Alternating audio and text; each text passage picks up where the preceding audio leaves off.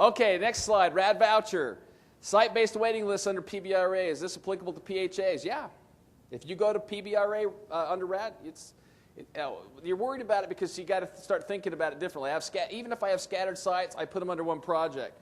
They're going to have one intake office, site-based waiting list.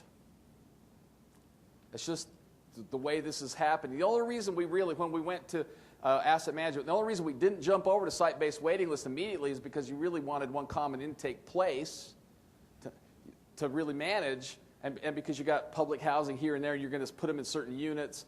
It had to be a little transferable. Under the project-based side, it's not transferable. You're only talking about coming to one place and living. So, yeah, that site-based is there. You probably have an intake office, or maybe at every site, if you have enough spot for an administrative office, you can take the app there. The wait list is computerized. You manage it. Is this another reason to go to PBRA, No Procurement Guidelines? Well, let me just say this. There are still some procurement guidelines. They're just not following PHA rules, right? It's not the Wild West, necessarily. There are still guidelines and other things around it. But yes, it does mean you're out from under the PHA governmental procurement rules. Okay? You're in a multifamily, generally for-profit environment. We expect that the profit potential, the only thing, what are we worried about at that point in time?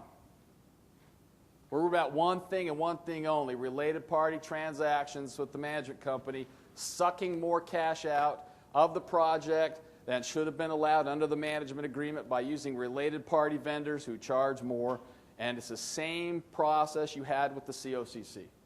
I don't think there's a whit of difference at that level. That's all we're worried about.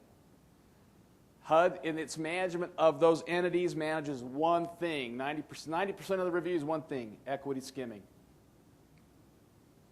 So if we look at the audit guide, we have all these things, but 90% of our problems are all down to equity skimming, which is taking more cash out for the project, other than those reasonably allowed for operating expenses and allowed distributions. So, yeah.